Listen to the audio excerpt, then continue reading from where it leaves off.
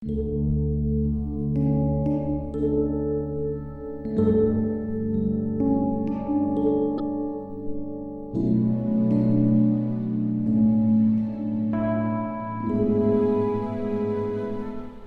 Tuhan, kita jumpa lagi tanggal 14 Januari 2021. Hari ini saya ajak kita melihat dalam Injil Lukas pasal 22 ayat 24.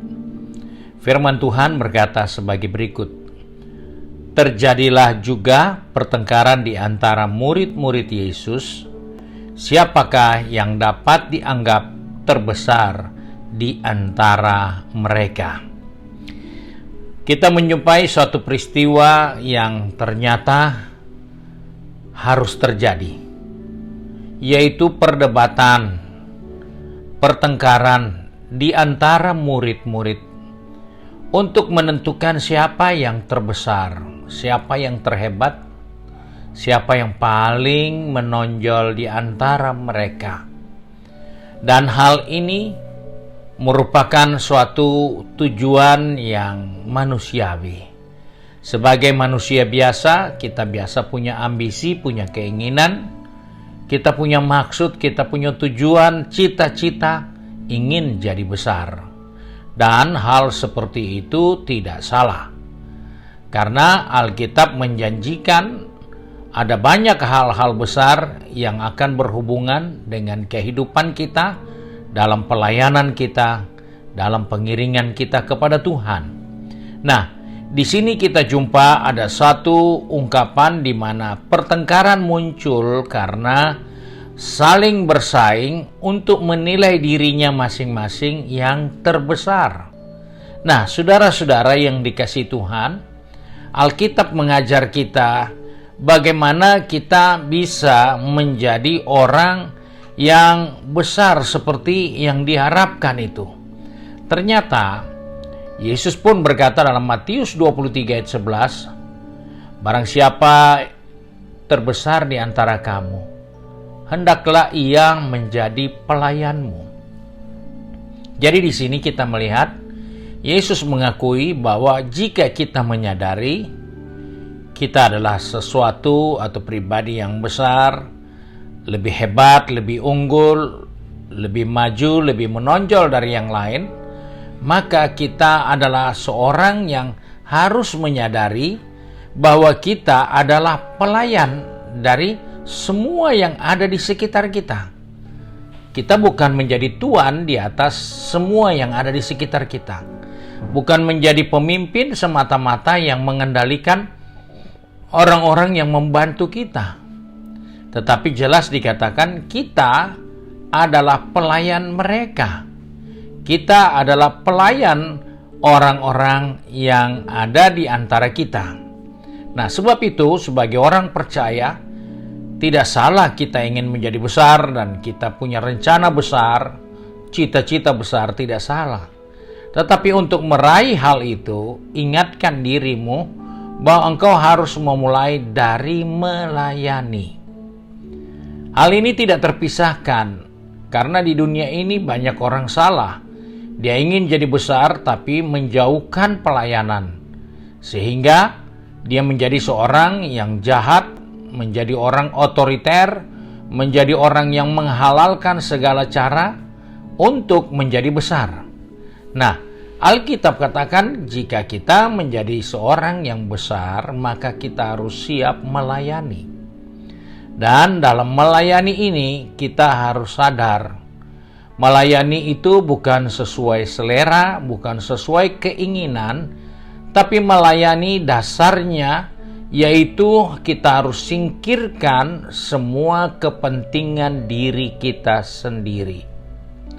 Hal itulah yang menghalangi pelayanan. Karena kita punya kepentingan diri sendiri, kita tidak melayani. Karena kita punya kepentingan diri sendiri, kita merubah orang yang harus layani kita. Karena kita punya kepentingan diri sendiri, maka kita menciptakan orang lain untuk bekerja, memberi support, dukungan, memberi perhatian supaya kita jadi lebih besar. Hal-hal itu dianggap tidak benar di dalam Alkitab. Sebab yang mau melayani adalah orang yang menyingkirkan kepentingan dirinya. Sebagaimana Yesus datang ke dunia ini, dia katakan, Anak manusia datang ke dunia ini bukan untuk dilayani, tetapi untuk melayani, bahkan untuk memberikan nyawanya bagi manusia. Di sini kita jumpa bahwa pelayanan atau melayani, kita harus singkirkan kepentingan pribadi kita. Keinginan-keinginan pribadi kita harus disingkirkan jika memang kita mau melayani. Dan hal yang kedua, yang tidak kalah penting dalam pelayanan, yaitu kita harus tahu bahwa kita hanya pengelola. Kita hanya pekerja. Dan yang dipercayakan kepada kita itu bukan kita punya, tetapi itu Tuhan yang punya. Sebab itu kita diingatkan di sini bahwa kita bukan pemilik pekerjaan ini. Kita bukan pemilik pelayanan ini. Kita hanya disuruh kerja. Sebab itu banyak kegagalan jika kita menganggap ini pekerjaan milik kita. Sehingga kita akan berusaha mengamankan pekerjaan ini dengan orang-orang yang bisa toleransi dengan kita. Orang-orang yang bisa mau tahu dengan keadaan kita. Orang-orang yang bisa kita kendalikan menurut selera kita. Tapi Alkitab katakan, kita melayani, yaitu bukan kita punya, tetapi Tuhan yang punya. Dan hal ini tidak boleh kita abaikan dalam kehidupan ini. Karena pemazmur katakan, Mazmur 89, dikatakan di situ, Tuhanlah yang punya langit, Tuhanlah yang punya bumi, Tuhanlah yang punya segala isinya. Tuhan yang punya utara dan selatan, timur dan barat. Tidak ada yang kita punya. Semua Tuhan punya. Nah, sebab itu, menyadari bahwa kita sebagai pelayan, maka kita pun harus tahu, kita hanya pengelola. Kita hanya pekerja. Yang memiliki pekerjaan itu adalah Tuhan. Sebab itu mungkin hari ini kita akan pergi berada di tempat pekerjaan, di tempat bisnis, di kampus kita, ataupun di rumah. Kerjakanlah segala sesuatu dengan mengesampingkan kepentingan kita. Kerjakanlah segala sesuatu dengan menyadari bahwa ini Tuhan punya. Sebab itu Rasul Paulus katakan, kerjakanlah segala sesuatu bukan seperti untuk manusia, tetapi seperti untuk Tuhan. Dan itulah bahagian yang kita harus kerjakan sehingga kita menjadi besar di dalam pelayanan kita, di dalam tugas kita, di dalam pekerjaan kita. Kita menjadi besar bukan karena kita yang memaksakan diri kita jadi besar, tapi bagaimana sikap kita, penghormatan kita terhadap pelayanan yang dipercayakan kepada kita. Sebab itu mari pagi ini saya tidak panjangkan firman Tuhan, kita mau datang kepada Tuhan.